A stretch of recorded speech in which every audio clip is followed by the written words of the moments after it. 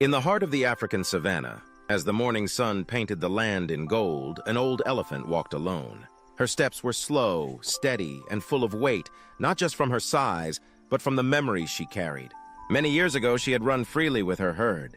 She was young then, playful, full of life. They bathed in rivers, rolled in dust, and walked together under the stars. Her mother had led the way, strong and wise, guiding the herd through every season. Then the sky stopped giving rain. The rivers dried up. The trees withered.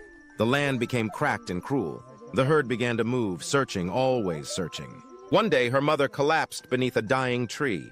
The young elephant stood beside her, nudging her gently, unwilling to believe she was gone. She followed the others, but nothing felt the same. Her sister wandered off during a long migration and never returned. Her best friend grew weak and was left behind. The herd thinned, and silence took the place of trumpets and laughter. Now old and alone, she followed a path only she remembered. The trail led her to a place with an old tree still standing where her mother had fallen. She stopped there, pressed her trunk to the bark, and closed her eyes. The scent of memory hung in the air. As the rain returned after many seasons, the grass began to grow again. Flowers bloomed where dust once ruled, and in this changed land she found a familiar waterhole, once empty, now full.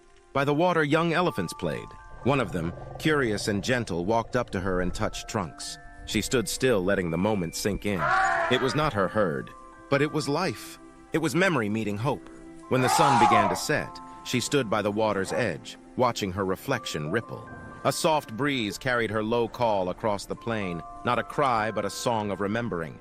Because elephants do not forget, not the ones they've loved, not the places they've been, and not the stories carved in their hearts. She turned, walking back into the wild, her shadow stretching behind her. She carried no herd, but she carried love. And that was enough.